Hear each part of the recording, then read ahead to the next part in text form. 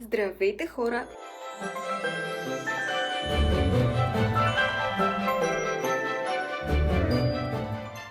Като за първа история в YouTube ще разказвам с пряка реч. Той ще се явявам като мъж и като жена. Няма да разказвам всичко от първо лице. Така че се надявам да ви бъде интересна историята. И да, нека да започваме, защото ще се и гримирам. Но ще гледам повече в огледалото, понеже ми е малко трудно да свигна така хоризонтално, да знаете. И трябва да гледам в камерата, а не себе си, както сега. Здравей, как си? Искаш да се запознаем? Хайде да не се запознаваме. Всъщност си имам и гадже. Да, имаше си. До днес в 9 часа и 8 минути. Вече си свободна девойка. Що за глупости? Искаш да ми кажеш, че ме е зарязал ли? Боя се, че той вече не е гадже на никого. Какво искаш да кажеш? Това да не би да е нов вид измама, че гаджето ми е попаднало в трудна ситуация и сега трябва да ти преведа 5000 лева, за да оживее. Не ми трябват парите ти, а на бившото ти гадже вече нищо и никой не може да помогне. Кой си ти изобщо? Този, който иска да се запознае с теб. След тези страшни съобщения, Ани веднага пише на приятеля си Димо. Димо, стават странни неща тук. Сигурен ли си, че си добре? Моля те, отговори ми когато можеш. Защо не ми отговаряш? Праща му 1000 съобщения. Чат с Ани и майката на Ани. Мамо, здравей! Имаме ли някакви лепенки и дезинфектант вкъщи? Защо, Аничко? Какво се случва? Порязах си пръста доста дълбоко и тече много кръв. Ох, миличкото ми то. Вземи си, от горния рафт има лепенки и дезинфектант. Ще ги намериш там. До сватбата би трябвало да е минал. Не тъжи. Трябва да тръгвам. На съвещание съм. Домашня ли ти за мен? А не трябваше да ме игнорираш. Тогава и пръстът ти ще е цял. Ако още един път ме игнорираш, пръстът ти ще загнои. А оттам до отравяне на кръвта. Не е много далеч. Лесно се постига. Какво? Пак ли ти? И откъде знаеш за пръста? Знаем много неща. Ще се запознаем ли или не? Хубаво. Надявам се поне след като се запознаем да обясниш всичко. Как се казваш? Абадон. Майка ти има доста голямо въображение. По-добре майка ми да не я споменаваш. А сега кажи твоето име. Нали знаеш всичко? Тогава би трябвало да знаеш как се казвам. Не, искам да знам истинското ти име. Онова, с което майка ти е наричала като малка. Лисичка, защото съм рижала. Косата ми е рижава. Радвам се, че се запознахме ли всички. Сега пръстът ти ще спре да боли. Добре, запознахме се. А сега кажи откъде знаеш всичко и какво се случва с Димо. Видях твоя образ в съзнанието на Димо преди... Но това не е важно. Хареса ми и реших да се запознаем. 2 часа по-късно. Аничка, мила, имам ужасни новини. Седни. Наистина е по-добре да седнеш. Обади ми се майката на Димо. Той... Сърцето му е спряло тази сутрин. Как така? Мамо, какво е станало? Не знам как и какво е станало, но майка му ми каза, че се е отишъл някъде между 9 и 10 часа сутринта. Дръж се, идвам скоро. Лисички, как си? Ще продължим ли общуването ни, запознанството ни? Какво запознанство? Димо умря. Разбираш ли? Няма го. Знам, затова ти и писах. Не взимам чужди момичета. Такова ми е възпитанието. Не се мъчи чак толкова. Той изобщо не се мъчи. А и честно казано, нима го обичаше чак толкова? Обичаше чак толкова? Не. Просто един от нейните ангели. И какво? Сега за мен ли идваш? Почакай, някой звъни на вратата. Това е полицията, Лисички. Отиди да видиш. Млад глупак от полицията. Разкажи му всичко. Ще се махне бързо. Кой е? Следовател по наказателни дела. Влезте. Няма възрастни вкъщи. Ще трябва да ти задам няколко въпроса. Мога ли да вляза? Влизайте. Ще ви разкажа цялата истина. И след това, ето, мога да ви покажа чата ни. Ани, мила, разбирам, че сте в шок, но тук няма никакви съобщения. В този чат има само твои съобщения. Все едно си писала сама със себе си. Не виждам съобщение на никакъв ангел на смъртта. Как така? Ето тук са моите съобщения, а ето ги и неговите. Виждам вашите съобщения, но не и неговите. Писала си сама със себе си. Ах ти гадино такава. Добре ли сте? Дайте първо да изчакаме майка ви. Разбирам, че ситуацията е зле, но няма какво да се направи по въпроса. Листички, кажи му той да изчака отвън. Искам още да си побъбрим с теб. Може ли моля да изчакате отвън? Защото искам да съм сама малко, да се поуспокоя. Разбира се. Веднага излизам. И така, какво сега? Искаш да ме вземеш ли? Ти уби Димо. Направи така, че почти да остана без пръст. И сега заради теб следователят мисли, че съм луда. И след това ти искаш да сме приятели ли? Лисички, не аз решавам кой и кога да си отиде. А спокойно, с Димо бях супер деликатен. А за пръста просто те обидих, че ме игнорираше. Да, малко прекалих. Съжалявам. Вече не те боли, нали? Не, вече не боли. Раната почти зарасна. Но все пак. А за онзи следовател, не ти ли е все тая какво мисли? А ако кажеш, искаш ли случайно той да падне по стълбите, да щупи някой крак или ръка? Не, в никакъв случай. И спре да слагаш тези странни емотикони навсякъде. Колко си добричка. Това ми хареса в теб. А ти не си. Ти си противоположното на мен. И как да бъдем приятели?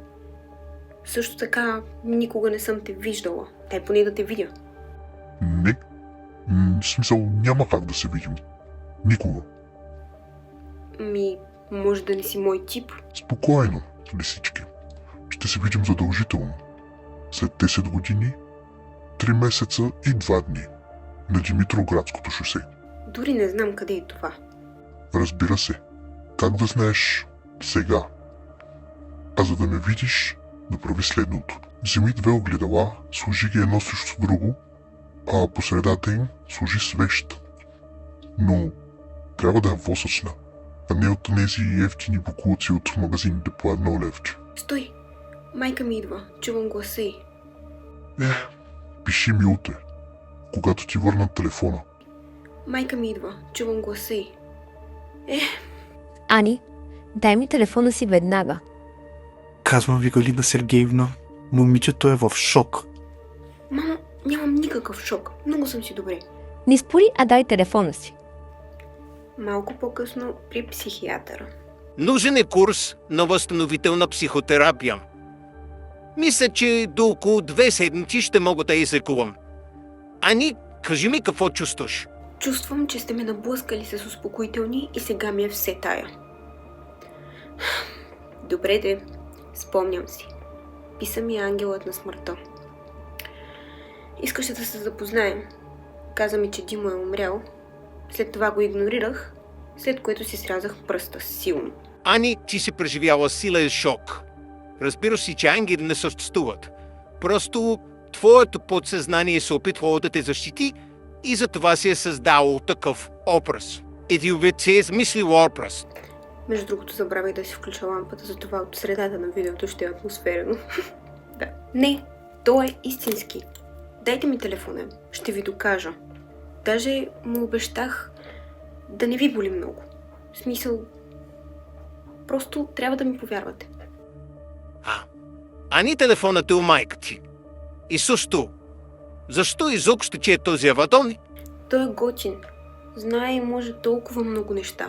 Буквално никое момче на света не може да ме защити, както той може. Ако му се развали настроението, ако се скарате и той те нарани, не те ли е страх да бъдеш приятелка с такъв ангел? Вие просто не разбирате. Ако на вас ви бяха предложили такова предложение, някакъв такъв да ви е приятел, да ви плати сметките, да ви защитава от всичките ви врагове, нямаше ли да се съгласите? Не бих отказал, но не бих се съгласил. Бих отишъл на психиатър. Добре, като за начало и първа сесия, толкова стига. Как се лисички в тази болничка? Изписаха ли ти вече хапченца за усмивки? Пак ли ти? Какво искаш от мен? И откъде знаеш къде съм? И не ме наричай така изобщо. Докторът каза, че ти си плод на моето въображение. Докторът ти е добър човек, но също много ограничен. Той вярва само в това, с което може да срежи с скалпел.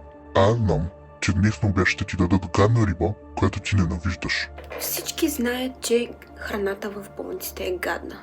Това не доказва абсолютно нищо. Добре тогава. А знаеш ли, че в момента майка ти плаче в кухнята, защото е намерила ваша стара снимка с Димо? Стига, спри се вече. Не искам да знам повече. Остави ме на мир. Разговор с доктора.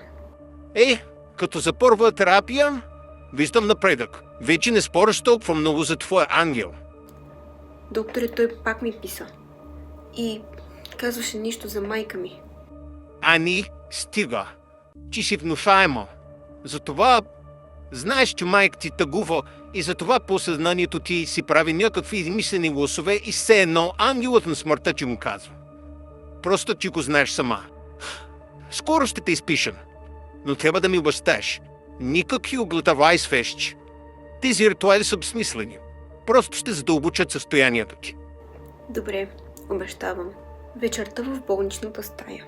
Лисичке, обещанията са за слабите. А знаеш ли какво се е случило с следователя, който идваше да те разпитва? Какво? Нищо особено. Подхлъзнал се е днес по-рано в банята и сега е с гипс. Счупен крак. Нали искаше доказателство? Ти си чудовище. Не, видиш ли шишички. Аз съм справедливост. Той те помисли за луда, а аз го направих по-бавен, за да има време да помисли над грешките си. Между другото, утре те изписват. Откъде знаеш?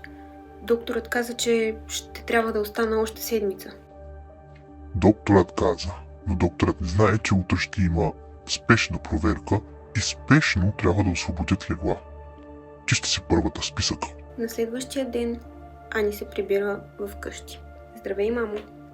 Ти наистина ли вчера си плакала заради нашата снимка с Димо? Да, но откъде знаеш? Беше ми много тъжно просто. Няма значение. Докторът каза, че ти трябва да си по-добре. Да, мамо. Добре съм, спокойна. Ето, видя ли, че отново бях прав. И за майка ти, и за изписването. А сега, след като си вкъщи, вече е време да се запознаем лице в лице. Спомниш ли си за огледалата, които ти бях казал? Спомням си, но обещах на доктора. Докторът не може да те защити от страшният свят и нещата, които те очакват и всички. Димо беше само началото. Има неща, които те дебнат в тъмното и само аз мога да ги спра. Защо? Защо аз? Защо избра мен? С какво те привлякох? Защото ти имаш светлина. Светлина, която привлича хищници. Аз обичам да ловя хищници. А сега запали свеща и сложи огледалата. Аня поглежда в огледалата и пали свеща. Страх ме е. Не се бои. Просто погледни в коридора от отражение. Виждаш ли ме? Махам ти. Виждам само сянка. Ти си сянка. Много висок и очите ти са някакси нечовешки. Това е само маска, която съзнанието ти може да понесе. Ей, харесвам ли ти? Ти си величествен, но доста страшен. Ето, сега вече знаеш, че не си луда. Това ще бъде нашата тайна. Скоро ще ти се обадя пак. Има един човек в училището ти, който ти мисли злото.